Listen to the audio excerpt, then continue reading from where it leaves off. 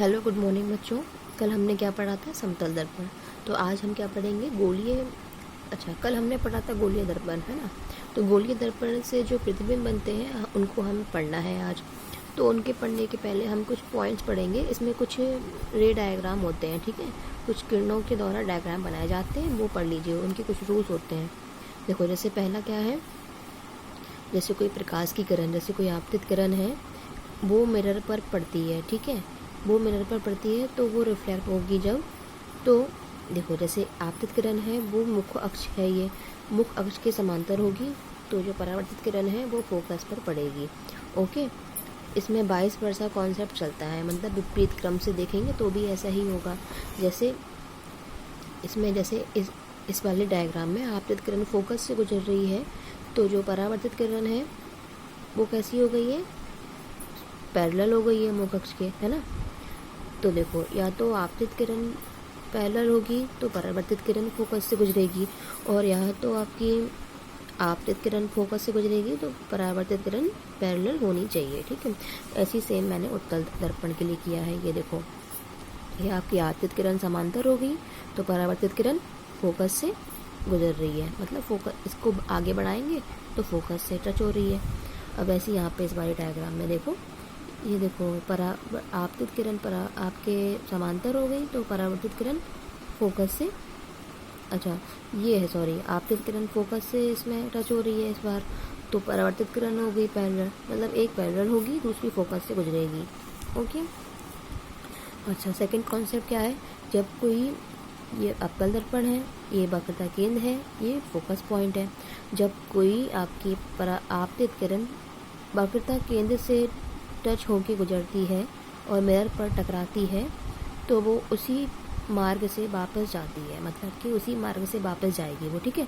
देखो, ये इसी लाइन से वापस आई, ठीक है, और उसी मार्ग से ये वापस जा रही है, ठीक है। यहाँ से आई वहीं से जा रही है, ना यहाँ से जाएगी वापस ना यहाँ से जाएगी टकरा के वापस, यहाँ से आई है वहीं से जाएगी, ठीक है। कब होता है? जब सी से टकराती है। ये अवतल दर्पण के लिए था, ठीक है। और सेम एज हमारा उत्तल दर्पण के लिए हो गया ये। ओके, ये उत्तल दर्पण है, ये देखो ऐसी किरण जा रही है, ठीक है, और ये टकरा के वापस आ गई है। जब इसको आगे बढ़ाएंगे तो देखो ये वक्रता केंद्र से टच हो रही है, राइट। अच्छा, अब ये आपका एक और इसमें होता है पॉइंट, दो टाइप के डायग्राम आपने देख लिया। अब ये देखो, इसमें क्या होता है, अगर कोई आपतित किरण ध्रुव से टकराएगी, ये पी आपका ध्रुव है, कोई आपतित किरण ध्रुव से टकराएगी तो ध्रुव से ही टकरा के वापस आएगी, वापस हो जाएगी, ठीक है। ये आई और ये गई, तो ये जो बीच वाली लाइन मुख्य अक्ष होती है, ये आपका अभिलंब का काम करती है, मतलब कि नॉर्मल, ठीक है, अभिलंब का काम करती है ये आपकी बीच वाली किरण। ओके, तो ये आपकी आपतित किरण है, ये परावर्तित किरण है, तो ठीक है, ये अभिलंब का जब काम करेगी ना, तो ये आपतन कोण बनाएगी ये वाली किरण, और ये परावर्तित किरण बनाएगी, ये एंगल आर बनाएगी। जब भी अभिलंब खींचते हैं तो एंगल आई और एंगल आर का निर्माण होता है, ठीक है। तो इसमें वही सेकंड लॉ हो गया आपका, सेकंड नियम, I is equal to are, ठीक है। कब? जब पोल से टकराती है। ऐसी सेम हमने उत्तल दर्पण के लिए किया है। ये पोल से टकराई, यहाँ से रिफ्लेक्ट हो गई, तो ये नॉर्मल का काम करेगी, है ना, मतलब अभिलंब का, प्रिंसिपल एक्सिस। तो एंगल आई और एंगल आर का फॉर्म होगा, तो ये I is equal to are हो जाएगा, राइट। अच्छा, इसमें एक पॉइंट और है, इसमें क्या है, ये आपको ज़्यादा पढ़ने की ज़रूरत नहीं, आप खुद समझ सकते हैं, इस डायग्राम से आप समझ लीजिए। जैसे कोई आपतित किरण है, ये आपकी प्रिंसिपल एक्सिस है, ठीक है। अगर कोई आपतित किरण प्रिंसिपल एक्सिस के समांतर है और वो कहाँ टकरा रही है? यहाँ, मतलब कि ये आपका जो ध्रुव है, ध्रुव से ये देखो क्या लिखा, सह परावर्तक गोलीय तल, मतलब कि ध्रुव का जो ऊपर वाला भाग है उसके किसी भी पॉइंट पे टकराएगी, या ध्रुव के नीचे वाला जो भाग है उसके किसी भी पॉइंट पे टकरा सकती है। जैसे ये किसी भी, ये जो है किरण, आपतित किरण, वो ध्रुव के ऊपर इतने आधे भाग में एक इस जैसे इस पॉइंट पे टकराई, ठीक है।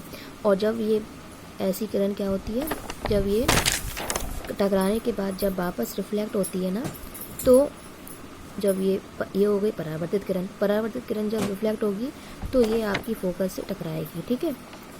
फोकस से टकराने के बाद ये जो बीच का पॉइंट होता है, यहाँ से हम ऐसे डैश डैश डैश करके एक अभिलंब खींच सकते हैं, मतलब कि परपेंडिकुलर। जब भी अभिलंब खींचते हैं, पता ही है एंगल आई और एंगल आर का निर्माण होता है, ठीक है।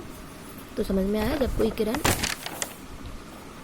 अवतल दर्पण के सह परावर्तक तल पर टकराती है तो एंगल, परावर्तित किरण एफ से टकराती है तो जो अभिलंब होगा उसे हम बना सकते हैं। और ये ध्यान रखना, जो अभिलंब होगा वो सी से टकराना चाहिए, राइट। अच्छा, अब ऐसे इसमें देख लो, ये आपके उत्तल दर्पण में है तो ये हो गई आपकी आपतित किरण, ठीक है। आपतित किरण क्या है, इसके समांतर है और एक किसी बिंदु पर टकरा रही है, ये दर्पण के किसी एक बिंदु पर टकरा रही है, ठीक है। तो ये जो आपकी फिर वापस जाएगी तो ये ऐसे हो गई। फिर देखो, जब ये वापस इसको हम आगे बढ़ाएंगे तो ये फोकस दूरी से, फोकस पॉइंट से टकरा रही है और बीच में अभिलंब खींच सकते हैं जो कि सी से टच होना चाहिए, राइट।